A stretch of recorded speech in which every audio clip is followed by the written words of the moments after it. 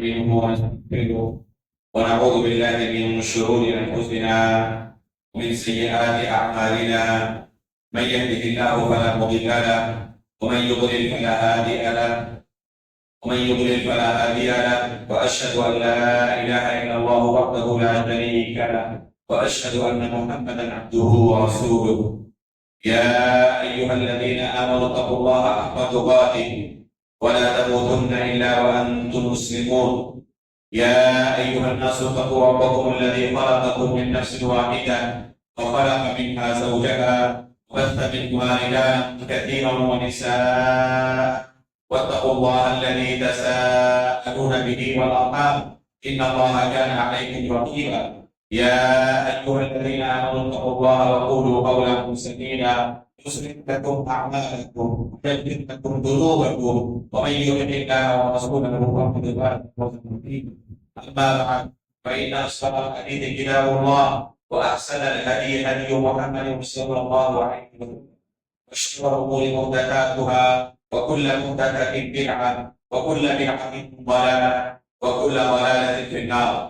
محترم مکرم حاضرین مجلس، بزرگوں، دوستوں، اسلامی بھائیوں اور پردہ نشین ماؤں بہنوں، اللہ رب العالمین کے فضل و کرم سے آج تراویح کی نماز میں ہم نے 4 سورتوں کی تلاوت سنی: سورہ یوسف، سورۃ الرعد، سورہ ابراہیم اور سورۃ الحجر۔ انشاءاللہ ان سورتوں کے منتخب آیات کی تفسیر اور ان سورتوں کے اندر اللہ رب العالمین نے ہم مسلمانوں کو کیا پیغام دیا ہے، اس کا خلاصہ آپ کے سامنے پیش کرنے کی ابھی کوشش کی جا رہی ہے۔ اللہ رب العالمین ہمیں توفیق دے۔ سب سے پہلی سورت جو ہے آج تلاوت کی گئی وہ سورہ یوسف ہے۔ یہ ایک نبی کے نام سے موسوم ہے۔ اس سورہ کی تفسیر سمجھنے کے لیے اس کے نزول کا جو زمانہ ہے، رسول اللہ صلی اللہ علیہ وسلم پر جب یہ سورہ نازل کی گئی، یہ پس منظر جاننا ضروری ہے۔ اس سے اس سورہ کے معانی کو سمجھنے میں آپ کو مدد ملے گی۔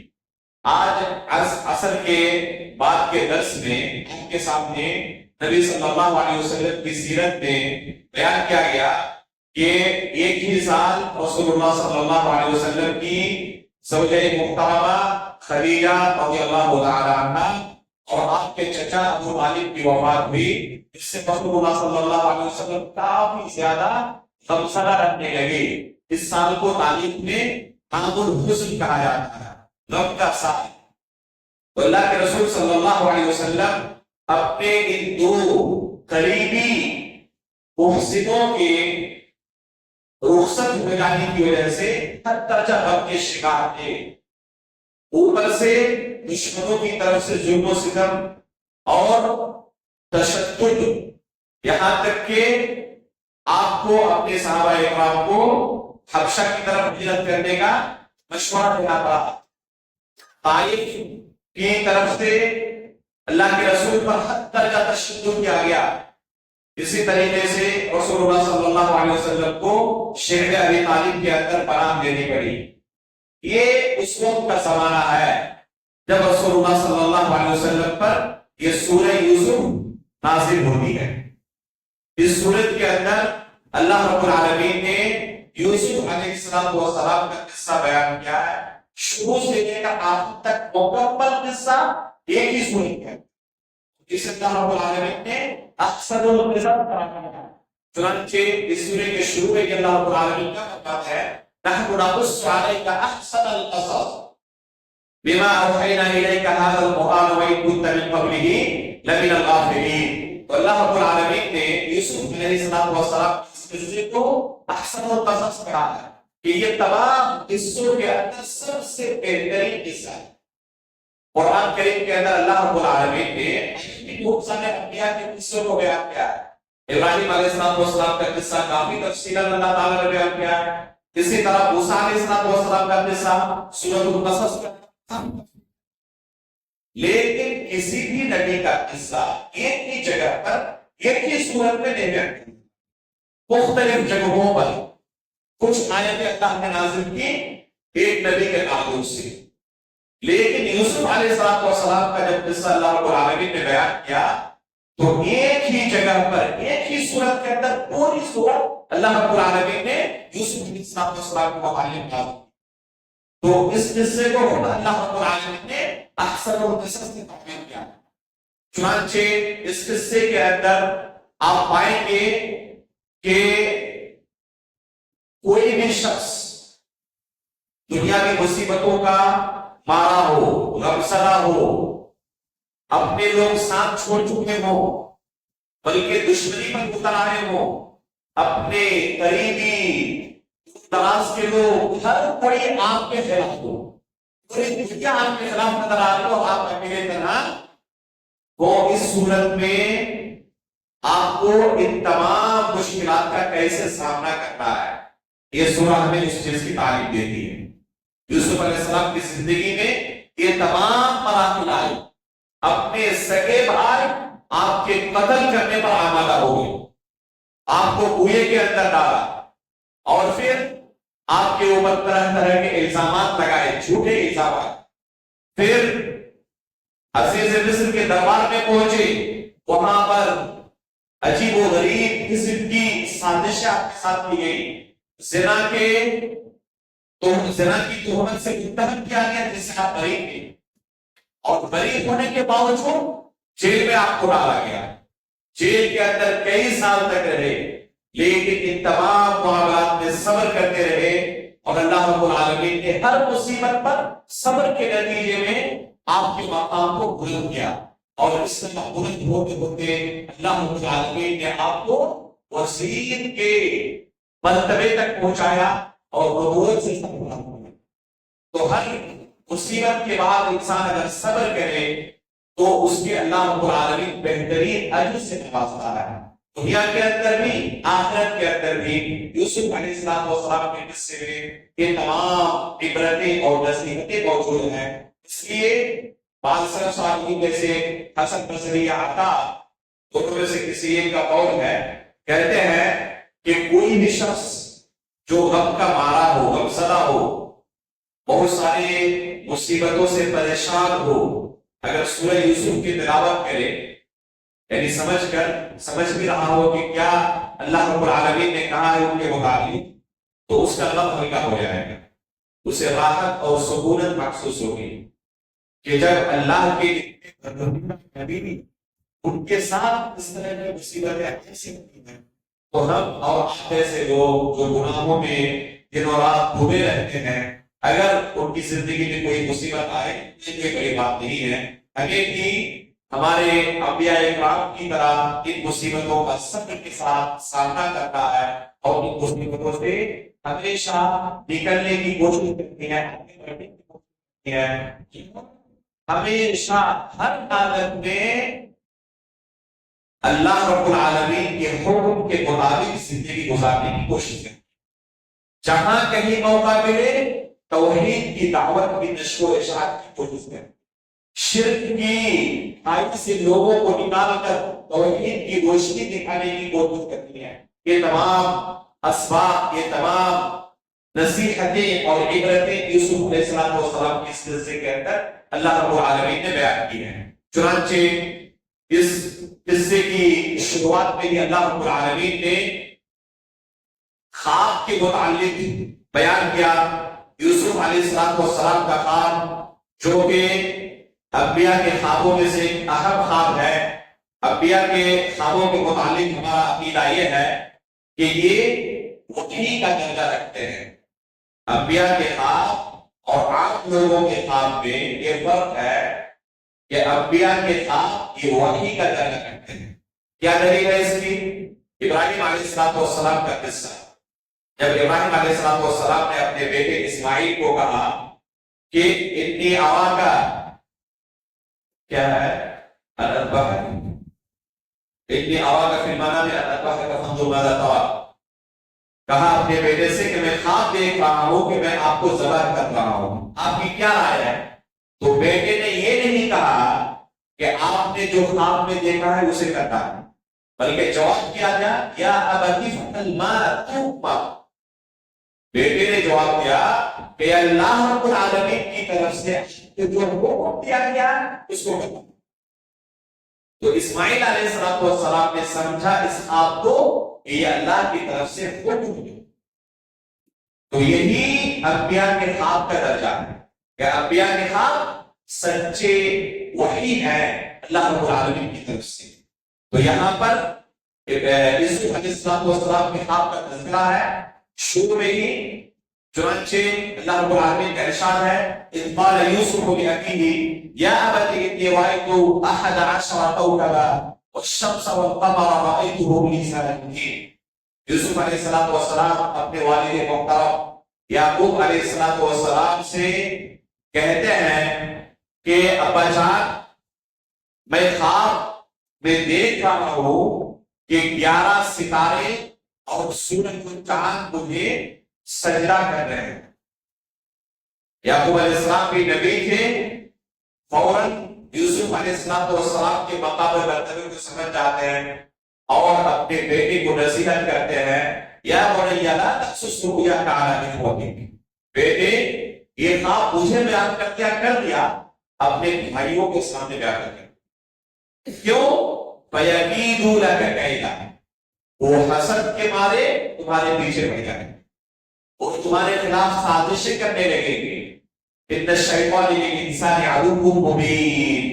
کیونکہ شیطان انسان کا کھلا ہوا دشمن ہے اور تمہارے جو بھائی ہیں ان کے اوپر شیطان آسانی سے غالب آ جائے گا، غالب آ سکتا ہے. ان کا کیریکٹر اس طرح نہیں ہے کہ ان کے اوپر ہو سکے. اس نصیحت سے جو یعقوب علیہ السلام نے اپنے بیٹے یوسف علیہ السلام کو کیا تھا، ہمیں بھی نصیحت ملتی ہے کہ اگر کوئی نعمت آپ کو ملی ہے اللہ رب العالمین کی طرف سے تو ضروری نہیں کہ ہمیشہ ہم لوگوں کے سامنے اسے اعلان کرتے پھریں. بہت ساری نعمتیں اگر ڈر ہو کہ لوگ حسد کی وجہ سے آپ کو نقصان پہنچا سکتے تو ان کو چھپائیں یہاں تک کہ آپ اپنے مقصد میں کامیاب ہو جائیں. اس سلسلے میں ایک حدیث بھی مروی ہے، موجود ہے، استعینوا علی انجاح الحوائج بالکتمان فإن کل ذی نعمت محسود. کہ کسی کام کے اندر اگر کامیاب ہونا چاہتے ہو تو اس میں کتمان سے کام لو، یعنی اسے مخفی رکھو، سری رکھو، پوشیدہ رکھو، ہر چیز کا اعلان نہ کرو. بہت سارے لوگ کوئی بھی چیز مانگ کر سکتے ہیں اور اس کی تصویر لے کر کے زندگی کرو. یہاں تک کہ ہر قدم کی لوگوں کو خبر دیتے رہتے ہیں فلاں جگہ جانا ہو، فلاں جگہ جانا ہو، آج یہاں پر ہو، کل وہاں پر ہوگا. ہو سکتا ہے کہ کوئی آپ کا دشمن ہو اور آپ کی طاقت میں ہو اور اس وجہ سے اس کو خبر مل رہی ہے کہ آپ کے ساتھ کس طرح وہ پیش آ سکتا ہے اور کیسے آپ کو نقصان پہنچا سکتا ہے. چنانچہ آئے دن اس طرح کے قصے ہم سنتے ہیں کہ فلاں کے ساتھ فلاں حادثہ ہو گیا اور جو ظالم تھے، دشمن تھے، انہوں نے ان کی ہی خبر کی بنا پر ان کے ساتھ اس طرح کہا تھا. تو ہر چیز کی خبر لوگوں کو نہیں دینی چاہیے. اللہ کے رسول کیا فرماتے ہیں کہ اگر کامیاب ہونا چاہتے ہو تو ابھی مخفی رکھو، کھانے میں سے کرنا. ہر چیز کو پہلے ہی بیان کر دو گے ہو سکتا ہے کہ کامیاب نہ ہو اور کامیابی کی سیڑھی چڑھنے سے پہلے تو ناکام ہو جاؤ اور تم کو جس راستے سے الگ کر دیا گیا. فإن كل ذي نعمة محسود. اس لیے کہ جس کو بھی کوئی نعمت ملتی ہے تو ہر کوئی آپ کی نعمت سے خوش ہو یہ ضرور نہیں. آپ کو لگتا ہے کہ مجھے یہ نعمت ملی تو لوگ ان میں خوش ہوتی ہے، ضرور آپ کو جو لگتا ہے وہ بھی وہی کوشش ہے. بہت سارے لوگ جو ظاہراً آپ کے سامنے مسکرا کر بولتے ہیں، ہو سکتا ہے کہ ان کے دل میں آپ کے تعلق سے حسد بھرا ہوا ہو. اور یہ حسد کی جو بیماری ہے حقیقت میں دنیا میں کوئی شخص ایسا نہیں جس کے پاس یہ بیماری موجود نہ ہو. شیخ الاسلام علامہ ابن تیمیہ رحمہ اللہ فرماتے ہیں ما خلا جسد من حسد. کوئی جسم ایسا نہیں جو حسد سے خالی، کوئی جسم ایسا نہیں ہے جو حسد سے خالی ہو. ہر ایک کے اندر یہ بیماری ہے. فَإِنَّ اللَّئِيمَ يُبْدِي وَالْكَرِيمَ يُخْفِي۔ فرق صرف اتنا ہے کہ جو کمینے قسم کے لوگ ہوتے ہیں وہ اس حسد کو دبا نہیں پاتے، چھپا دیتے ہیں، اور جو شریف لوگ ہوتے ہیں اس حسد پر کنٹرول کرتے ہیں، اسے ابھرنے کا موقع نہیں دیتے۔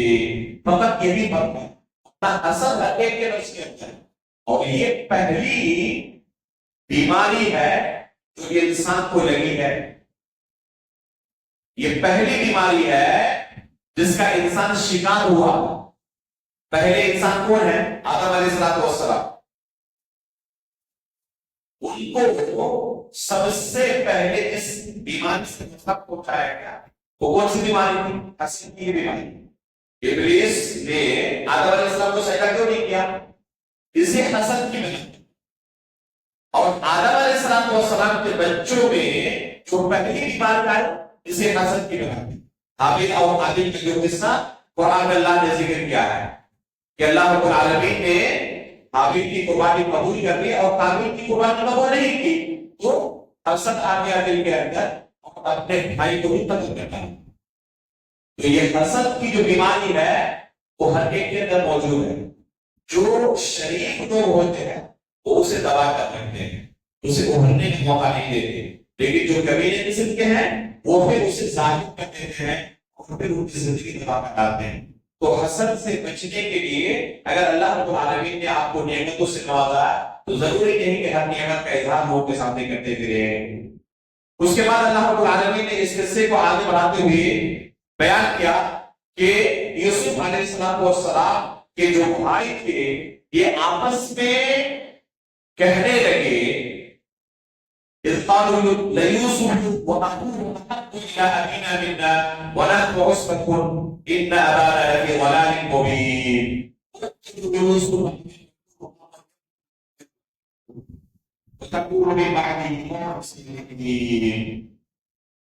دیکھیں شیطان کس طرح انسان کو گمراہ کرتا ہے۔ یوسف علیہ السلام کے جو بھائی تھے آپس میں کہنے لگے کہ دیکھو ہمارے ابا جو ہے یوسف کو سب سے زیادہ محبت کرتے ہیں، یوسف سے سب سے زیادہ پیار کرتے ہیں۔ یعقوب علیہ السلام اللہ کے نبی تھے۔ کوئی کہہ سکتا ہے کہ ایک باپ کے لیے کیسے جائز ہوا کہ اپنے بچوں میں سے کسی سے زیادہ محبت کرے، کسی سے کم کرے؟ دیکھیں محبت کا تعلق دل سے، اور ہر کوئی اپنے اپنے کیریکٹر اور اخلاق کی وجہ سے سامنے والے کا دل جیتتا ہے یا ہارتا ہے۔ اپنے اخلاق سے انسان محبت کو کماتا ہے یا گواتا ہے۔ جو ان کے بھائیوں کے رویے تھے والد کو بدلیں گے، اور یوسف علیہ السلام کا جو رویہ تھا والد سے دہراتے، تو یہی سبب تھا جس بنا پر یعقوب علیہ السلام یوسف سے زیادہ محبت، اور اس پر انسان کا کنٹرول نہیں ہوا۔ اسی وجہ سے اللہ رب العالمین نے کیا کہا؟ اگر کسی کی ایک سے زیادہ بیویاں ہوں تو کہا کہ تم اپنی دونوں بیویوں کے درمیان 100% اپنے حساب سے کام لو۔ یہ ممکن ہی نہیں، یہ ممکن ہی نہیں ہے کہ دونوں کے درمیان 100% ہو۔ اب تو انصاف سے کام کرو، کمی بیشی تو ہوگی ہی۔ تو علماء نے اس کی تفسیر میں کہا یہ کمی بیشی کس چیز میں ہوگی؟ یہ کمی بیشی محبت اور جماع کے اندر ہے۔ اس کے اندر عدل واجب نہیں ہے، جس میں انسان کا اپنے نفس پر کنٹرول نہ ہو۔ واجب جو عدل ہے وہ بالغ مقرر کرنے میں، اتنا نفع رہے کہ جتنا اس کو خرچ دے رہا ہے اتنا اس کو خرچ دے، جتنا اس کے پاس رکتا ہے اتنا اس کے پاس بھی رکے۔ لیکن جو بیوی سے سیم محبت ہو یہ انسان کے بس کی بات نہیں ہے۔ جس کے اخلاق، جس کے برتاؤ جس طرح ہوگا اسی طرح اس سے زیادہ محبت ہو۔ تو یوسف علیہ السلام اپنے والد سے جس طرح پیش آتے تھے، ظاہر سی بات ہے ان سے محبت کو ہونا نہیں چیز۔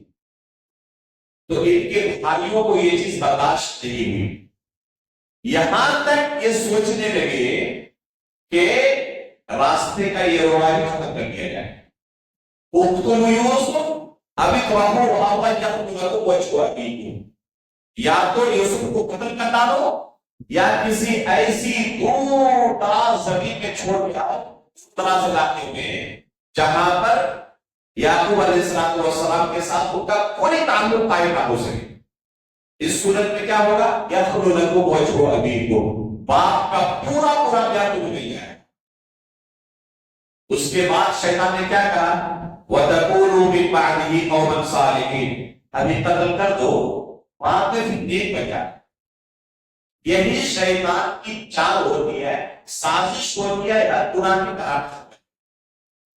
ہمیشہ بندہ گناہ کرنے سے پہلے یہی سوچتا ہے یہ گناہ کر لو بعد میں توبہ کر لینا اور تب صاف ستھری زندگی گزار، بعد میں خوب توبہ بس یہ گناہ کر لو. اگر انسان شیطان کے چال میں پھنس گیا اور اس گناہ کو کر ڈالا تو ایک گناہ اس سے بڑے دوسرے گناہ کو جنم دے. اب اس کے لیے اس کے بعد کا جو مرحلہ ہے اس کے بعد کا گناہ آسان ہو جائے گا اور اس طریقے سے وہ گناہ کے راستے میں ہی بڑھتا رہے گا، بعد میں نیک ہونے کی نوبت نہیں ہے. تو یہ شیطانی چال ہے، کر لو گناہ بعد میں توبہ کر لیں. یہ اگر کبھی آپ کے دل میں خیال آئے تو کبھی بھی شیطان کو کامیاب نہ ہونے اسی وقت توبہ کریں گناہ کرنے سے پہلے کہ اللہ اس طرح کے خیالات سے ہمیں محفوظ رکھیں. یہ آپ اگر سوچ رہے ہیں کہ گناہ کر لیتے ہیں بعد میں توبہ کر لیں گے تو یقین جانیے آپ کو توفیق نہیں ہوگی. اگر اس نیت سے کوئی گناہ کرے کہ بعد میں توبہ کر لیں گے تو توفیق نہیں ہوگی. اس کو کہتی تھی کہ انسان جان بوجھ کر یہ گناہ کرتے بعد میں توبہ کرے. تو اس طرح کے توبے کا کوئی معنی نہیں رکھتا، کوئی حیثیت اللہ رب العالمین کے پاس نہیں ہے. چنانچہ ان کے درمیان آپس میں سازش ہونے لگی کہ یوسف کے ساتھ کیا کیا جائے. کسی نے کہا کہ لا تقتلوا یوسف، اپنا ہی بھائی ہے قتل تو نہ کرو، ایک کام کرو القوہ فی غیابت الجب، کسی اندھیرے کنویں کے اندر پھینک دو، یلتقطہ بعض السیارہ ان کنتم فاعلین، راستے سے گزرنے والے بہت سے لوگ ہوں گے کوئی نہ کوئی اٹھا کے لے کے چلا جائے گا. تو اس طریقے سے چھٹی مل جائے گی، چھٹکارا مل جائے گا تمہیں. چنانچہ یہ آپس کے اندر پریشان تھے کہ کیا کیا جائے اور پھر بہانہ کیا بنایا جائے. کہ بہانہ مل نہیں رہا تھا ٹھنگ کا کہ اپنے والد کو ایک دم پورا مطمئن کر سکے. یہ گئے اپنے والد کے پاس اور کہا کہ ارسلہ معنا غدا یرتع ویلعب وانا له لحافظون، ابا جان کل ہم ٹور پہ نکلنا چاہتے ہیں، ذرا یوسف کو بھی ہمارے ساتھ بھیج دیں، چھوٹا بچہ ہے ہمارے ساتھ جائے گا، کھیلے گا، موج مستی کرے گا اور ہم پورا دھیان رکھیں کہ کسی طرح کا کوئی نقصان نہ پہنچے. لیکن یعقوب علیہ السلام ان کے کیریکٹر سے پہلے ہی شک و شبہے کے شکار تھے کہ یہ کبھی بھی یوسف کو نقصان پہنچا سکتا ہے. اسی وجہ سے یوسف علیہ السلام کو کہا تھا کہ اپنا اقرار اپنے بھائیوں کے سامنے بیان کرنا، اپنا اقرار اپنے بھائیوں کے سامنے بیان نہ کرنے کی وجہ پہلے ہی یعقوب علیہ السلام نے کی تھی. تو پہلے ہی ہمیں پتا تھا کہ یہ میرے جو بیٹے ہیں یوسف کے ساتھ برا کام.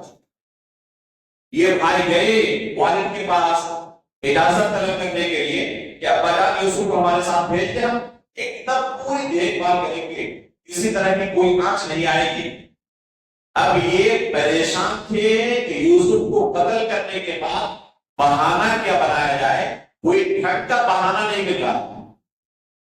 کہا جاتا ہے یہاں سے ایک نصیحت پکڑے، اگر سامنے والے کے بارے میں آپ کو اندیشہ ہو کہ وہ نقصان پہنچے آپ کو تو اپنی طرف سے آپ اسے دلیل فراہم نہ کریں. یعقوب علیہ السلام نے اپنے ان بیٹوں کو خود دلیل دے دی. یہ ڈھونڈ رہے کہ بہانہ کیا بنایا جائے. یعقوب علیہ السلام نے کیا کہا؟ مجھے بھیجنے میں بڑا ڈر لگ رہا ہے، اگر تمہارے ساتھ بھیجو تو ہو سکتا ہے بھیڑیا کھا جائے. یہ کہہ رہے تھے اللہ اب تک تو ہم پریشان تھے، کیا بتایا جائے. والد صاحب نے اچھا خاصا تیار کر کے ہمیں دے دیا کہ بھیڑیا نہ کھا جائے. تو یہ بہانہ تلاش رہے تھے، والد صاحب کی طرف سے تیار شدہ بہانہ مل گیا. چنانچہ اسی کو انہوں نے عمل کیا. اور یوسف علیہ السلام کو کسی طرح والد صاحب کو راضی کر کے لے کر چلے گئے۔ اس کے بعد جو ان کا پلان تھا یوسف علیہ السلام کا لباس اتارا، قال فلما ذهبوا به واجمعوا يجعلوه في غيابة الجب وأوحينا إليه لننبئنهم بأمرهم هذا وهم لا يشعرون وجاءوا أباهم عشاء يبكون قالوا يا أبانا إنا ذهبنا نستبق وتركنا يوسف عند متاعنا فأكله الذئب وما أنت بمؤمن لنا ولو كنا صادقين۔ یہ بھائی اپنی سازش کے تحت یوسف علیہ السلام کو لے گئے، جسم سے یوسف علیہ السلام کا لباس جو پہنے ہوئے تھے اتارا اور اس کنویں کے اندر ڈال دیا جس کا پہلے ہی پلان بنا چکے تھے۔ واپس رات کے وقت آئے روتے ہوئے مگرمچھ کے آنسو لے کر، اور وجاءوا أباهم عشاء يبكون، رات کے وقت روتے ہوئے اپنے باپ کے پاس آئے اور کہا کہ ابا جان ہم کھیلتے کودتے نکل گئے تھے، یوسف کو اپنے سلام کے ساتھ چھوڑا تھا کہ یہ دن لانا، واپس آ کر دیکھ رہے ہیں تو جو آپ نے اندیشہ ظاہر کیا تھا نا وہی ہوا۔ فأكله الذئب، یوسف کو بھیڑیے نے کھا لیا۔ وما أنت بمؤمن لنا ولو كنا صادقين، لیکن ہم تمہاری بات پر بھروسہ کریں گے نہیں، ہم چاہے لاکھ سچ بولیں لیکن آپ کو تو پہلے ہی ہم پر شک ہے، لیکن سچا یہی ہے کہ یوسف کو بھیڑیاں کھائیں۔ یعقوب علیہ السلام نے کہا وَجَاءُوا عَلَىٰ قَمِيصِهِ بِدَمٍ كَذِبٍ قَالَ بَلْ سَوَّلَتْ لَكُمْ أَنفُسُكُمْ أَمْرًا، انہوں نے یوسف علیہ السلام کے قمیص کو خون سے لت پت اپنے والد کے سامنے پیش کر دیا کہ یہ دیکھیں علامت بھی ساتھ آیا۔ یوسف علیہ السلام کو بھیڑیے نے کھایا ہے، یہاں تک کہ لہو لہان کے قمیص بھی ساتھ میں موجود ہے۔ یوسف یعقوب علیہ السلام قمیص کو دیکھ رہے ہیں کہ پتہ نہیں یہ بھیڑیا کتنا پڑھا لکھا تھا، پورا یوسف کو کھا گیا، لیکن قمیص پر کوئی کاج نہیں، کتنا پڑھا لکھا بھیڑیا ہے۔ پورا یوسف نکل گیا لیکن قمیص بالکل صحیح تھا، بالکل کہیں کوئی علاج نہیں۔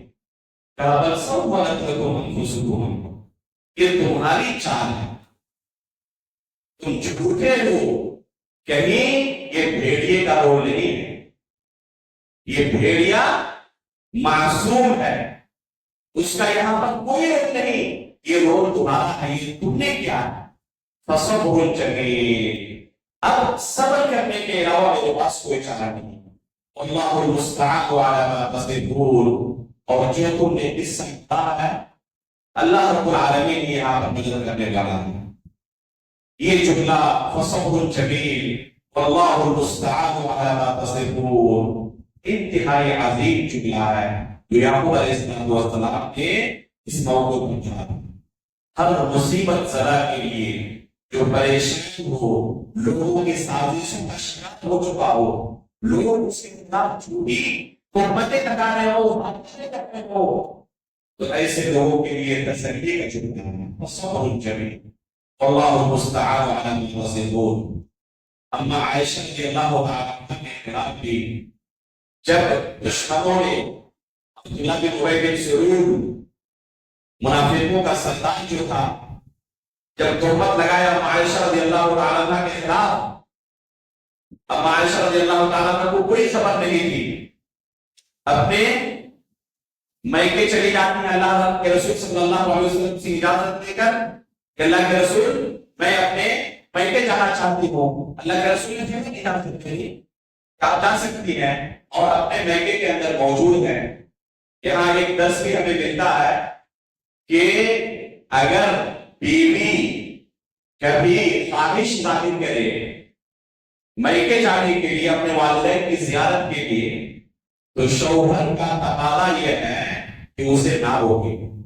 اسی طرح ساس سسر کا بھی تقاضا یہ ہے کہ وہ بے چاری اپنے والدین کو چھوڑ کر آئیں گے، اپنے بھائی کی بہنوں کو چھوڑ کر آئیں گے اپنے گھر میں، اس کے دل کے اندر اپنے والدین سے ملنے کے لیے جذبات ہوتے ہو تو ایسے موقع پر نہ روکو. ایسے موقع پر روکنا انسانیت کے خلاف ہے. اللہ کے رسول صلی اللہ علیہ وسلم کی سیرت کے خلاف ہے. اللہ کے رسول صلی اللہ علیہ وسلم نے اپنی بیوی عائشہ رضی اللہ عنہا کو اجازت دی, دیکھنے جا سکتی ہے.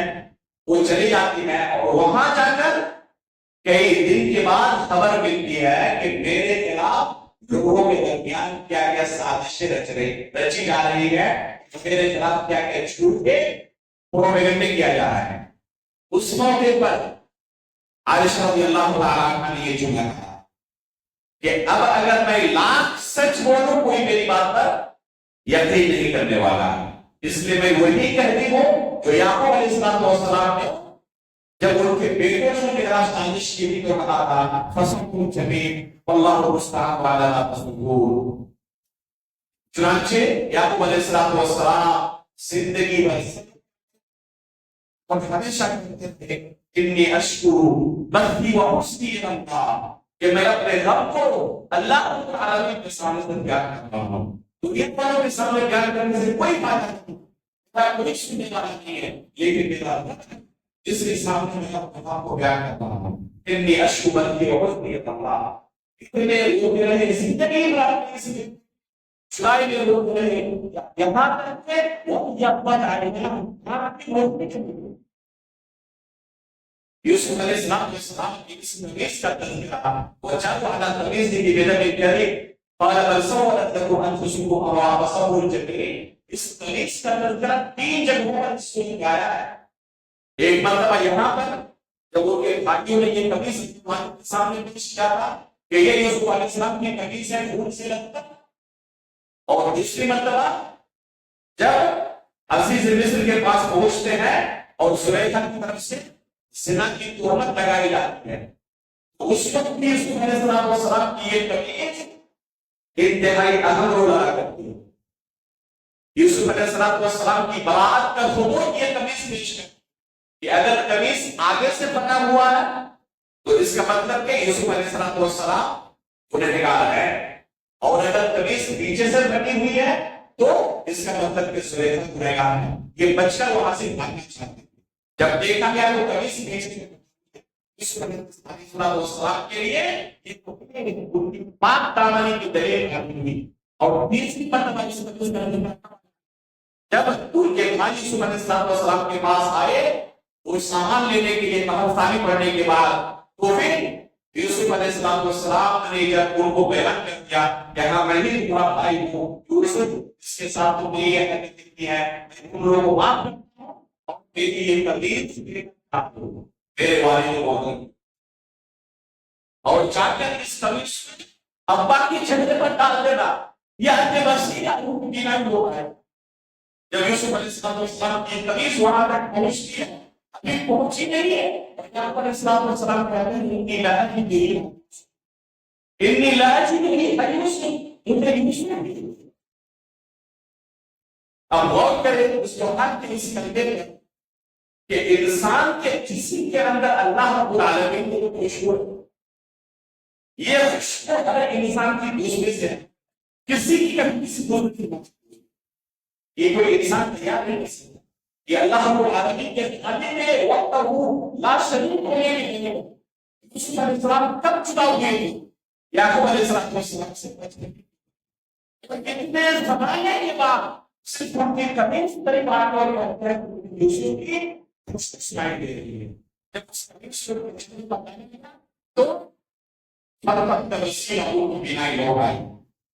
تو اس تمیز کا تذکرہ 3 مرتبہ آیا ہے اور تینوں جگہوں پر اس تمیز نے اہم تعلیم پیش کیا ہے یوسف علیہ السلام کو آگے.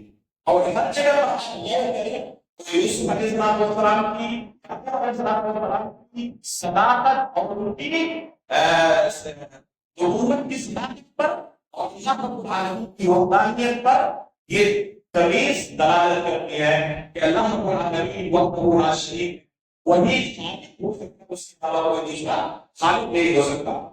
اس کے بعد یوسف علیہ السلام کو بھائیوں نے کنویں کے اندر ڈال دیا جیسے کہ انہوں نے کہا تھا کہ کوئی قافلہ گزرے گا وہ اٹھائیں گے یوسف علیہ السلام اور یعقوب علیہ السلام ہمارے والد سے کافی دور ہونے کی وجہ سے ان کی بھی محبت کو ملتی رہے گی. ہوا ہی ایسا نہیں. وجاء سيدهم والدهم فحتى دلوا قال يا بشرى وأسره رضا والله عليهم بما يعملون. ویسا ہی ہوا ایک قافلے کا دشمن ہوا پانی پینے کے لیے اپنی بالٹی کو دور پانی پینے کے لیے بالٹی ڈالتے ہیں. جب نکالتے ہیں تو دیکھتے ہیں کہ ایک بچہ اس میں موجود ہے. شبری کو ایک بچہ ہمیں کنویں سے ملا ہے.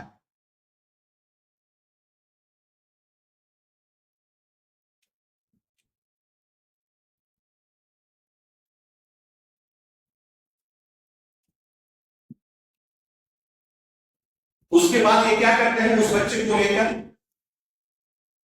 یہ بچہ مارکیٹ میں جا کر بیچ دیتے ہیں. چونکہ محنت کی یہ کمائی نہیں تھی, کوئی چیز انسان کو آسانی سے مل جائے بغیر کسی محنت کے یا چوری کا کوئی مال ہو تو اس کی نفسیاتی کیفیت یہ ہوتی ہے جتنی جلدی پونے پونے دام میں اس کو بیچ کر نکل جائے. آپ دیکھیں کہ کوئی چور چوری کر کے کوئی سامان لے جائے تو اس سے صحیح طریقے سے فائدہ نہیں ہو پاتا. وہ جتنی جلدی اسے بیچ کر پونے پونے دام میں بھاگ جائے اس کی یہ کوشش ہوتی ہے. وَشَرَوْهُ بِثَمَنٍ بَخْسٍ دَرَاهِمَ مَعْدُودَةٍ. چند معمولی سکوں کے عوض یوسف علیہ السلام کو انہوں نے بیچ دیا. کن کے ہاں؟ عزیز مصر کے محل میں اس طرح یوسف علیہ السلام پہنچ گئے. عزیز مصر کے محل میں پہنچنے کے بعد وقال الذي اشتراه من مصر لامرأته اكرمي مثواه. عزیز مصر جو اولاد کی نعمت سے محروم تھے اپنی بیوی سے کہتے ہیں کہ یہ بچہ بڑا پیارا ہے, اسے سنبھال کر رکھو, عزت اور تعظیم کے ساتھ اسے محل کر دیں. عسى ان ينفعنا او نتخذه ولدا. مستقبل میں اس بچے سے بہت فائدہ ملنے کی امید ہے اور ہو سکتا ہے کہ اسے بھی ہم اپنا بچہ دیں. مورخین کہتے ہیں کہ تاریخ میں 3 لوگ گزرے ہیں انتہائی فراست والے. مستقبل میں اس قدم سے ہمیں فائدہ ہو سکتا ہے انہوں نے پہلے کام کیا. ایک عزیز مصر ہے, یوسف علیہ السلام کے تعلق سے پہلے انہوں نے بات کیا تھا کہ یہ بچہ مستقبل میں چل کر بڑا مفید ہو سکتا ہے. اور دوسرے ہیں موسیٰ علیہ السلام کی جن کے ساتھ شادی ہوئی تھی. ان بچیوں نے کیا کہا تھا اپنے والد کو جا کر, یا ابتی استرجع, ابا جان یہ جو ہمیں پانی پلائے ہیں بڑا امین ہے, بڑے طاقتور ہیں, اپنے یہاں کام پر رکھ لیں. چنانچہ ان کے مشورے پر ان کے والد کام پر رکھ لیتے ہیں اور بعد میں ان کے ساتھ اپنی بچی کی شادی دلا دیتے ہیں. تو یہ بھی بڑا فراست کا معاملہ تھا. پہلے یہ بات لیتی ہے کہ یہ مستقبل میں ہمارے لیے بڑے مفید ہو سکتے ہیں. اور تیسرا ابو بکر صدیق رضی اللہ تعالیٰ عنہ ہیں جنہوں نے اپنی وفات کے وقت عمر فاروق رضی اللہ تعالیٰ عنہ جیسے شخص کو اپنے بعد کہ میرے بعد عمر فاروق خلیفہ بنیں گے. ان 3 لوگوں کے بارے میں کہا جاتا ہے کہ یہ بڑی فراست والے ہوتے ہیں. اس کے بعد اللہ رب العالمین نے عزیز مصر کے یہاں یوسف علیہ السلام جب پہنچ گئے تو جو واقعات پیش کیے ان کو بیان کیا ہے. وراودته التي هو في بيتها عن نفسه وغلقت الابواب وقالت هيت لك قال معاذ الله انه ربي احسن مثواي انه لا يفلح الظالمون. عزیز مصر کی بیوی یوسف علیہ السلام ان کی خوبصورتی کے آگے ہاتھ میں اور ان کو غلط کام کے اوپر, فحش کام کے اوپر ابھارنے لگی. یہاں تک کہ خود زنا کاری کے لیے دعوت دینے لگی اور دروازہ اندر سے بند کر لی. وغلقت الابواب وقالت هيت لك, اور خود ہی زنا کا تعلق کے لیے یوسف علیہ السلام نے فوراً کیا کہا. یہاں پر حالات ہر طریقے سے گناہ کے لیے سازگار ہے. ایسے موقع پر ایک انسان کو یوسف علیہ السلام کی زندگی میں بڑی نصیحت کی چیز ہے. اگر کسی کی زندگی میں ایسا واقعہ پیش آ جائے جیسا یوسف علیہ السلام کے ساتھ پیش آیا کہ خود ایک حسین و جمیل لڑکی زنا کی دعوت دے اور ہر طریقے سے موسم سازگار ہو, کسی طرح سے کوئی خواہش نہ, اس کے باوجود انسان اس گناہ سے بچ کیسے بچ سکتا ہے؟ اسی طریقے سے بچ سکتا ہے جیسے یوسف علیہ السلام بچے تھے. فوراً کہا معاذ اللہ انہ ربی احسن مثوایا انہ لا یفلح الظالمون. فوراً اللہ کی پناہ اختیار. انسان صرف تقوی اور پرہیزگاری کی وجہ سے ہی ایسے معاملوں سے بچ سکتا ہے. اس کے علاوہ کوئی دوسرا راستہ نہیں کہ اس طرح کے چال اور مکر و فریب سے شیطان کے انسان بچ جائے.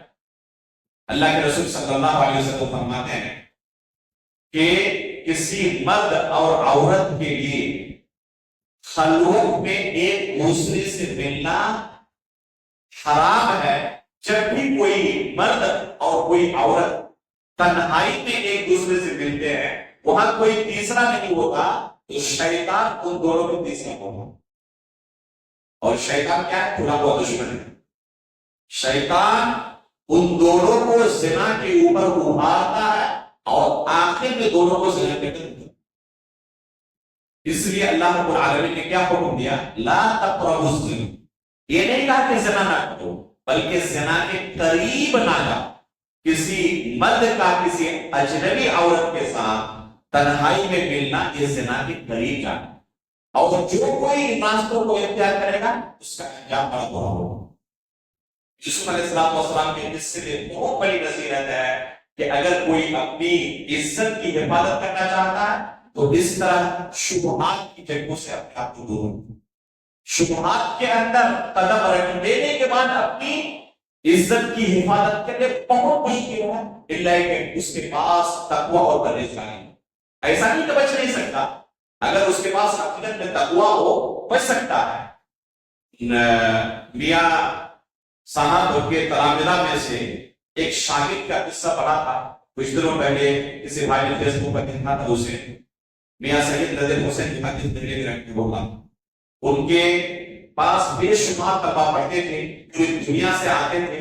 صرف ہندوستان کے نہیں ہندوستان کے باہر سے طلبہ آتے تھے اور پڑھتے تھے. ایک طالب علم جو ان کے پاس پڑھتا تھا جاگیر کے طور پر ایک گھر میں جاتا اور ان کے بچوں کو کچھ پڑھا بھی دیتا اور وہاں سے کھانے پینے کا پورا بندوبست ہو جاتا. اس گھر میں ایک لڑکی تھی جو اس طالب پر فریب کا بولے موقع کی تلاش کرتی. ایک رات کا معاملہ ایسا ہوا کہ گھر کے تمام لوگ کسی فنکشن کے لیے چلے گئے اس لڑکی کو اکیلے چھوڑ کر. اس طالب کو خبر نہیں تھی, فون کا زمانہ نہیں تھا اس زمانے میں. یہ جب کھانا کھانے کے لیے ماحول کے مطابق گھر پہنچا تو وہ لڑکی موقع کی تلاش کرتی فوراً جا کر وہ دروازہ اندر سے بند کر لی اور زنا کی دعوت دینے لگی. اس کے ہوش اڑ گئے. یہ لاکھ منت سماجت کرتا رہا لیکن وہ کسی بھی طرح ڈر سے بچ نہیں ہوئی. یہاں تک کہ جب کسی بھی طریقے سے بچنے کی کوئی امید نظر نہیں آئی تو اس نے ایک چال چلی اور کہا کہ تمہاری دعوت میں لبیک کہتا ہوں ہاتھ یا میں تمہارے سامنے اور جو کچھ تم مطالبہ کرتی ہو سب کچھ پورا کرا ہوں لیکن مجھے درجہ قضائے حاجت کی ضرورت ہے.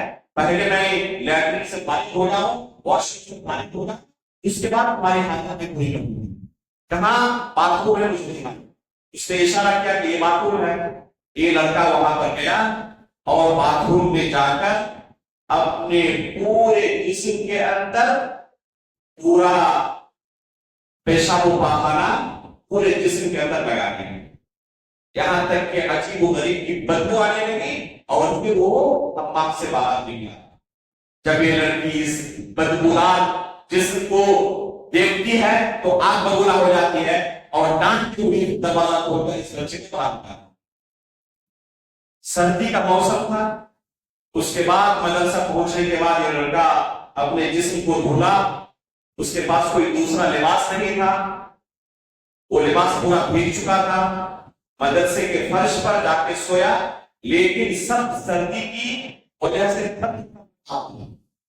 میاں صاحب کی عادت تھی کہ رات کو اپنے بچوں کو دیکھنے کے لیے، نگرانی کے لیے آتے تھے کہ سب صحیح حالت میں ہے یا نہیں ہے۔ دیکھا کہ یہ بچہ تھر تھر کانپ رہا ہے سردی سے، اور اس کے جسم پر یہ بھیگا ہوا کپڑا ہے۔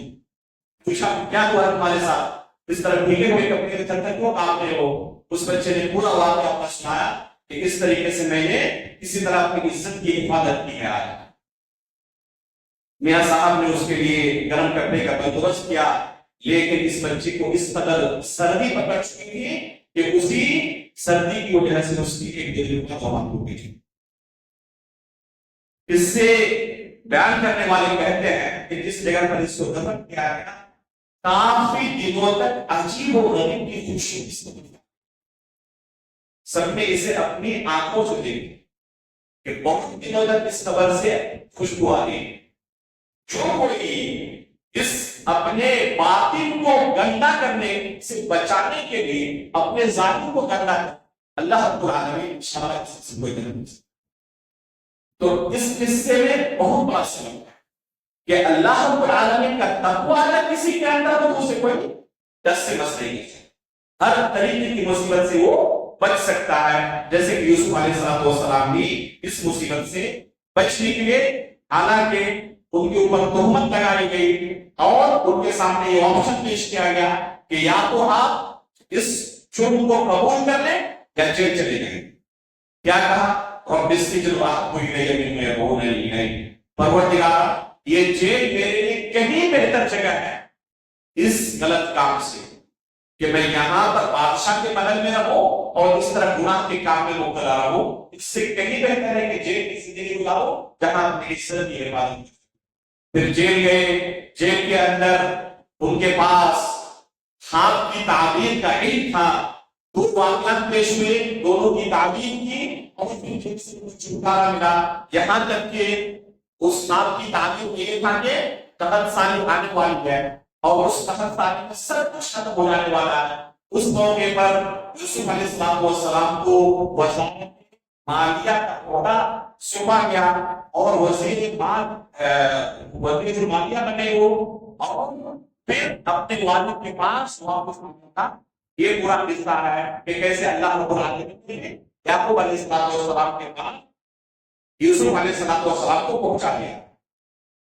جیل کے اندر جب رہے تو وہاں پر بھی یوسف علیہ السلام توحید کی دعوت کرتے، یا صاحب السجن ارباب متفرقون خیر ام اللہ الواحد القہار، کہ اے دوستو، اے میرے جیل کے ساتھیوں، ذرا یہ بتاؤ کہ جن مختلف معبودوں کی تم عبادت کرتے ہو یہ زیادہ بہتر ہے یا اللہ رب العالمین بہتر؟ جو اتنے تنہا قہار، الواحد القہار کا لفظ قرآن میں جہاں کہیں بھی آیا ہے قہار کا لفظ، آپ پائیں گے کہ وہاں پر الواحد کا لفظ آیا ہوگا، قہار کا لفظ اکیلا کہیں نہیں آیا ہوگا۔ کیوں؟ اس کے پیچھے کی حکمت دیکھیں۔ اللہ رب العالمین کے پاس جو قوت اور طاقت ہے وہ اس لیے نہیں کہ اللہ رب العالمین کی کوئی مدد کرنے والا ہے، اس لیے اس کے پاس یہ پاور، لیکن دنیا کے بادشاہوں کے پاس جو قوت اور طاقت ہوتی ہے جب وہ پاور میں ہوتے ہیں تو اپنے آپ کو رب سمجھنے لگتے ہیں۔ یہی پاور اگر ان کے حوالی مواری ان کا ساتھ چھوڑ کے، سینا ساتھ چھوڑ کے چلے جائے، پولیس والے ساتھ چھوڑ کے چلے جائے، یہ کوئی ویسے نہیں۔ اللہ رب العالمین کے ساتھ ایسا نہیں، اللہ رب العالمین کی طاقت تنہا تنہا ہے، اس کا کوئی مددگار ہو اس وجہ سے طاقت نہیں، اس لیے اللہ رب العالمین نے جب بھی طاقت کیا اس کے ساتھ الواحد کا نام کیا۔ تو یوسف علیہ السلام جیل کے اندر بھی لوگوں کو توحید کی دعوت دیتے رہے اور لوگوں کو توحید کی طرف بلاتے رہے۔ آخر میں اس دعوت کا ایک اصول اللہ رب العالمین نے بیان کیا ہے کہ لوگوں کو دعوت کس طرح دی جائے گی۔ قل هذه سبیلی ادعو الی اللہ علی بصیرۃ انا ومن اتبعنی وسبحان اللہ وما انا من المشرکین، کہ یہ میرا راستہ ہے، ادعو الی اللہ علی بصیرۃ، انا ومن اتبعني.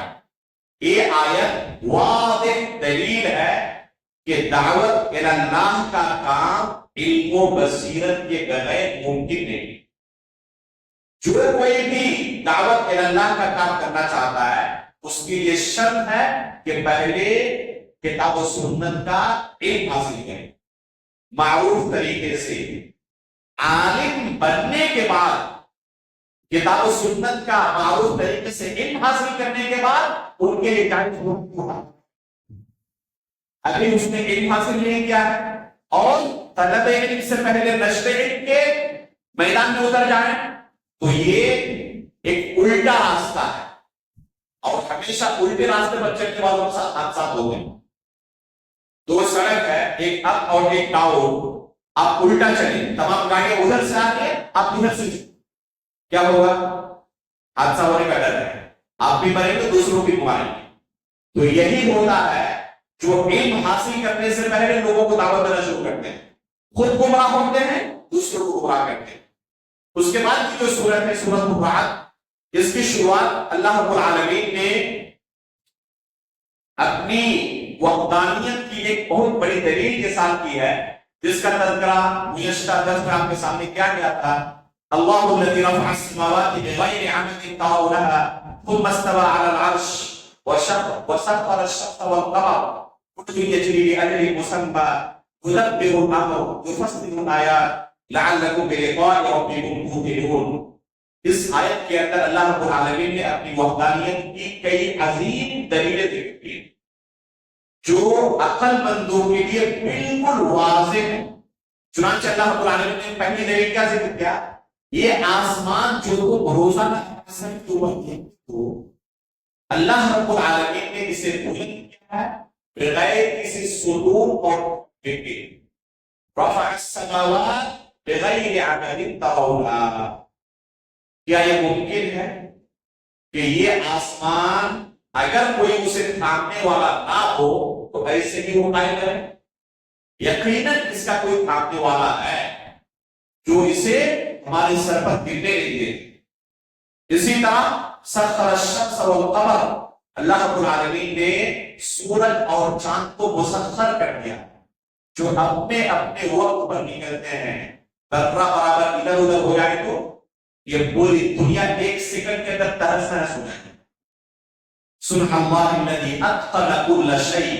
اللہ کی بناوٹ کو دیکھیں، ہر چیز کو کس خوبی کے ساتھ، اتقان کے ساتھ اللہ تعالیٰ نے پیدا. اس کے بعد اللہ رب العالمین نے بیان کیا ہے ایک اہم دلیل کو اللہ رب العالمین کے علم کی کہ اللہ رب العالمین کی ہی ذات ہے جو ماں کے پیٹ کے اندر کیا پل رہا ہے اس کے بارے میں جانتے ہیں. اللہ یعلم ما تحمل كل انثى وما تغیض الارحام. وہ صرف اللہ رب العالمین ہی جانتا ہے کہ ماں کے پیٹ میں کیا پل رہا ہے. اس سے بعض لوگ کیا سمجھتے ہیں کہ بیٹا اور بیٹی ہونا مراد ہے. اور آج کی ٹیکنالوجی اتنی ترقی کر چکی ہے کہ آج ڈاکٹر بھی ٹیکنالوجی کا سہارا لے کر کہہ سکتے ہیں کہ بیٹا یا بیٹی کا پیٹ کے اندر. میرے بھائیو، اللہ رب العالمین نے یہ نہیں کہا کہ صرف یہی چیز اللہ رب العالمین کا ہے، بلکہ جو کچھ ماں کے پیٹ میں اس کے بارے میں کہا. وہ کتنے دنوں تک زندہ رہے گا، کیا کیا کھائے گا پیے گا، ان تمام چیزوں کو اللہ رب العالمین چاہتا. استاد محترم شیخ عبدالرزاق البدر حفظہ اللہ ایک قصہ بیان کر رہے تھے ایک ملحد کا. ایک ملحد نے کہا کہ اللہ رب العالمین صرف خالق نہیں ہے، خالق میں بھی ہوں. تو لوگوں نے کہا کہ تم نے کیا پیدا کیا، ذرا دکھاؤ تمہاری مخلوقات کہاں ہے. تو کہا کہ ایک کام کرو، ایک بوتل لاؤ اور گوشت کا دو ٹکڑا لاؤ اور کچھ گوبر لاؤ. لوگوں نے پیش کر دیا. لوگوں کے سامنے کیا اس بوتل کے اندر گوبر گوشت کا ٹکڑا داخل کر کے اسے اچھی طرح پیک کر دیا اور کہا کہ 3 دن کے بعد اس کو لانا میرے پاس، میں دکھاؤں گا میری مخلوقات کہاں ہے، میں بھی پیدا کر سکتا ہوں. بہت بڑا مجمع جمع ہوا کہ آج ثابت کر دے گا کہ خالق صرف اللہ نہیں، وہ بھی خالق. لوگوں کا مجمع جمع ہوا، کہا کہ وہ بوتل کہاں ہے، پیش کیا گیا، کھولا گیا، تو کیا ہوگا اس بوتل کے اندر؟ اندازہ لگا سکتے ہیں؟ بہت سارے کیڑے مکوڑے پیدا ہو چکے تھے، کہا کہ یہ میری بندوق ہے۔ کسی نے کہا کہ ان کی تعداد کتنی ہے، ہکا بکا ہو گیا۔ کہا کہ تم خالق ہو اور تعداد کے بارے میں تمہیں علم نہیں ہے۔ کسی نے کہا کہ ان میں مذکر کتنے ہیں، مؤنث کتنے ہیں، جینٹس کتنے ہیں، فیمیل کتنے ہیں، ہکا بکا۔ کہا کہ تم ان کے رزق کا بھی بندوبست کرتے ہو، ہکا بکا۔ کسی نے کہا کہ کب تک جئیں گے، مریں گے کب، کب تک؟ کہا کہ یہی تمہارے خالق ہونے کی دلیل ہے۔ ایک خالق وہ ہوتا ہے جو ہر چیز سے اور ان بنیادی چیزوں کو تمہیں علم کے لیے کہ کتنی تعداد ہے اور خالق ہونے کا دعویٰ۔ تو یہ ہے انسان کی حالت۔ اگر کوئی خالق ہو تو عالم بھی ہوگا۔ اللہ رب العالمین کی ہی ذات ہے تو ماں کے پیٹ میں کیا کچھ ہے ہر چیز کے بارے میں جانتا ہے۔ اس کے بعد اللہ رب العالمین نے صبر کی فضیلت بیان کی اس سورے کے اندر، والذین صبروا ابتغاء وجه ربهم واقاموا الصلاة وانفقوا مما رزقناهم سرا وعلانیہ۔ اس طرح بہت سارے نیک اعمال کا تذکرہ کرنے کے بعد اللہ رب العالمین نے ان کا بدلہ بیان کرتے ہوئے کیا کہا؟ اولئک لهم عقبی الدار جنات عدن یدخلونہا۔ ان تمام لوگوں کے لیے اللہ رب العالمین نے جنت، اگر کوئی صبر کرے تو صبر کا پھل اللہ رب العالمین نے ان کے لیے جنت کے دو۔ اور پھر اس کے بعد اللہ رب العالمین نے نفس مطمئنہ کا تذکرہ کیا، جو سورہ گزری ہے ہمارے سامنے، سورہ یوسف، اس سورہ کے اندر اللہ رب العالمین نے نفس امارہ کا تذکرہ کیا، ان النفس لامارۃ بالسوء۔ اور اس کے بعد والے سورت میں اللہ رب العالمین نے کس طرح ایک شخص کا نفس مطمئنہ کے درجے پر پہنچ سکتا ہے اسے بیان کرتے ہوئے کہا الذین آمنوا وتطمئن قلوبهم بذکر اللہ الا بذکر اللہ تطمئن القلوب۔ اگر نفس مطمئنہ حاصل کرنا چاہتے ہو تو اس کا سب سے بہترین فارمولا یہ ہے کہ ہمیشہ ذکر و اذکار میں اپنے آپ کو مشغول رکھو۔ جو لوگ اپنے اوقات کو ذکر و اذکار میں مشغول رکھتے فالتو کام کے لیے مہیا نہیں رہتے، شیطان کے لیے تیار نہیں رہتے، تو ایسے لوگ اللہ رب العالمین کی اس آیت کے واسطہ نفس مطمئنہ کے درجے پر پہنچ جائے۔ اور جو نفس مطمئنہ کے درجے پر پہنچ جائے، اللہ رب العالمین نے ان کی کیا فضیلت بیان کی ہے؟ وفات کے وقت اللہ رب العالمین ایسے نفس مطمئنہ کو کیا کہتے ہیں؟ یا ایتھا النفس المطمئنہ ارجعی الی ربک راضیۃ مرضیہ فادخلی فی عبادی وادخلی جنتی۔ میرے نیک بندوں کے اندر داخل ہو جاؤ، جنت کے اندر داخل ہو جاؤ۔ دنیا کے اندر انہیں جنت کی خوشخبری سنائی۔ تو اس نفس مطمئنہ کو حاصل کرنے کا طریقہ اللہ رب العالمین نے اس سورۃ کے اندر بیان کیا اور اس کا بیان کیا الا بذکر اللہ تطمئن القلوب، کہ ذکر و اذکار سے ہی تو نفس مطمئنہ حاصل کر سکتے ہو۔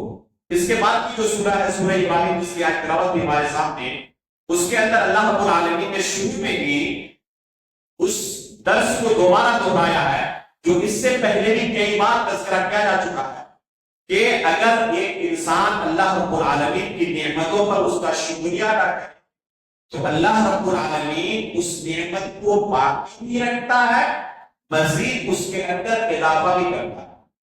لیکن اگر بندہ اس نعمت پر اللہ کا شکریہ نہ ادا کرے، ناشکری کا اظہار کرے، وہ نعمت بھی چھن جاتی ہے اور اللہ رب العالمین کی طرف سے اللہ نے یہ لوگ اوپر ہو رہتے ہیں۔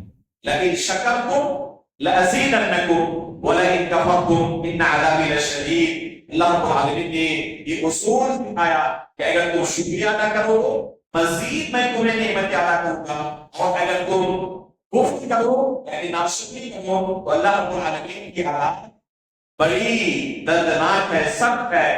اور آگے اللہ رب العالمین نے اسی سورے کے اندر اس نعمت کے بارے میں یہ کہا کہ اللہ رب العالمین کی جو تمہارے پاس نعمتیں ہیں نا بے شمار ہے، تمہیں گن نہیں سکتے، سوا نہیں کر سکتے۔ وَإِن تَعُدُّوا نِعْمَتَ اللَّهِ لَا تُحْصُوهَا۔ ان الانسان لظلوم کفار. اگر تم اللہ کی نعمتوں کو شمار کرنا چاہو تو شمار نہیں کر سکتے. لیکن انسان کی صفت کیا ہے؟ لظلوم کفار. انسان انتہائی ظالم اور ناشکر. آپ شاذ و نادر بھی کبھی کسی انسان کو نہیں پائیں گے یہ کہتے ہوئے کہ آخر ہم نے کون سی نیکی کی تھی کہ اللہ کی کتنی نعمتیں ہمارے پاس ہوں. اس کے برخلاف اچھے اچھے لوگوں کو آپ یہ کہتے ہوئے پائیں گے کہ ایک مہینے ملا تھا اللہ رب العالمین کو اس طرح کی مصیبت کے. اگر کسی کے اوپر کوئی مصیبت نازل ہو تو اپنے نفس کا محاسبہ نہیں کرتا, فوراً اللہ رب العالمین کی تقدیر پر اعتراض کرنے لگتا کہ ایک مہینے ملا تھا پورے معاشرے میں اس مصیبت کے. اے اللہ کے بندے, تم پر اللہ کی جو نعمتیں ہیں کبھی تم نے تو یہ نہیں کہا کہ اللہ نے مجھے دیکھنے کی نعمت دی, سننے کی نعمت دی, چلنے پھرنے کی نعمت دی. کتنے لوگ محروم ہیں. آخر کون سی ایسی میں نے نیکی کی تھی کہ اللہ نے مجھے کتنے نعمتوں سے نوازا. اگر اللہ کی نعمتوں کو تم شمار کرنا چاہو, دنیا کے اندر جو سب سے زیادہ غریب, فقیر, مصیبت زدہ شخص ہے, سب سے زیادہ مصیبت, اس کے پاس بھی اللہ کی ایسی نعمتیں ہیں کہ اگر ان نعمتوں کو پیسے کے لیے وہ خریدنا چاہے تو ایک بادشاہ کی پوری دولت ختم ہو جائے تب بھی خرید نہیں سکتے. جو نعمتیں وہ سب سے زیادہ مصیبت زدہ شخص کے پاس ہے, اس کے باوجود اسے احساس نہیں ہے کہ کتنی نعمتیں اللہ کی حاصل کر رہا ہے, اور اپنے نفس کا محاسبہ کرے کہ آخر میں نے کون سی نیکی کی تھی کہ اللہ نے کتنی نعمتوں سے مجھے نوازا. وہ کسی مصیبت آئے فوراً شکایت کرنے لگتا ہے. اللہ کے رسول صلی اللہ علیہ وسلم رات بھر اللہ کی عبادت کرتے پیر پھول جاتے. کسی نے کہا اللہ تعالیٰ نے تمام گناہ آپ کی پہلے سے معاف کر دیا ہے, پھر بھی اتنا زیادہ تھکنے کی کیا ضرورت؟ تو کیا کہا, افلا اکون عبدا شکورا, کیا اللہ رب العالمین کا شکر گزار بندہ رہا. تو ایک انسان اگر یہ صبر اور شکر کا مفہوم تو اس کے آدھے مسائل اپنے آپ ہو جائیں. اس مفہوم کو سمجھنے والا کوئی شکایت اللہ تعالیٰ سے نہیں. اسی لیے شیخ الاسلام علامہ ابن تیمیہ رحمہ اللہ فرماتے ہیں کہ میں نے قرآن اور حدیث کے تمام نصوص کو غور سے دیکھا تو پایا کہ دین دو چیز کا نام ہے. کیا ہے وہ دو چیزیں؟ ایک صبر اور دوسرا شکر. اللہ رب العالمین نے قرآن کریم کے اندر 4 جگہوں پر ان فی ذلک لآیات لکل صبار شکور, ان فی ذلک لآیات لکل صبار شکور, 4 جگہوں پر صبر اور شکر. شیخ الاسلام ابن تیمیہ رحمہ اللہ کی کتاب ہے قاعدۃ فی الصبر, پتلی سی کتاب, اس میں اردو میں ترجمہ ہمارے خاطر دوست ڈاکٹر نصیب سعید طیبی صاحب نے کیا ہے. اس کو آپ پڑھنا چاہیں تو آدھے گھنٹے میں پڑھ ڈالیں. اس کتاب کو پڑھیں, موجود ہے یہ پی ڈی ایف کی شکل میں, آپ کو خریدنا بھی نہیں پڑے گا. قاعدۃ فی الصبر کا ترجمہ آپ کو مل جائے گا. اور اگر تفصیل کے ساتھ پڑھنا چاہیں تو اس موضوع پر سب سے بہترین کتاب علامہ ابن قیم رحمہ اللہ کی عدۃ الصابرین و ذخیرۃ الشاکرین, اور صبر و شکر کے موضوع پر میرے کئی ایک لیکچر ہیں, اور شکر کے موضوع پر میری ایک اردو زبان میں کتاب بھی ہے. تو ان کو سنیں اور پڑھیں اور اس مفہوم کو اچھی طرح سے آپ کے انشاءاللہ آخر مسائل ہوں. اللہ رب العالمین نے آخر میں اس سورے کے اندر یہ ذکر کیا ہے لوگوں کو تسلی دیتے ہوئے کہ اللہ رب العالمین اگر تمہارے ساتھ کوئی مصیبت ہے, تمہارے اوپر کوئی ظلم و ستم ڈھا رہا ہے, تو یہ نہ سمجھو کہ اللہ رب العالمین کو کوئی خبر نہیں ہے. وَلَا تَحْسَبَنَّ اللَّهَ غَافِلًا عَمَّا يَعْمَلُ الظَّالِمُونَ إِنَّمَا يُوَفِّيهُمْ لِيَوْمٍ تَشْخَصُ فِيهِ الْأَبْصَارُ. اللہ رب العالمین کو غافل نہ سمجھو گے ظالموں کے ظلم و ستم. اللہ رب العالمین اچھی طرح واقف ہے کہ ظالموں کے ظلم و ستم, بس انہیں تھوڑی دنوں کے لیے مہلت دیا. جیسے ہی ان کا وقت آئے گا اللہ رب العالمین ان کو لبوچن کے اور آخرت کے لیے کچھ نہیں ہے. یہیں پر ہم آج کے درس کو ختم کرتے ہیں. انشاءاللہ آئندہ کل کا ہمارا درس سورۃ الحجر کی تفسیر سے شروع ہوگا. اللہ رب العالمین سے دعا کرتے ہیں ان صورتوں کے اندر جو آج ہم نے حدیث نصیحتیں سنی، اللہ رب العالمین کی نصیحتوں پر ہمیں عمل کرنے کی توفیق عطا فرمائے.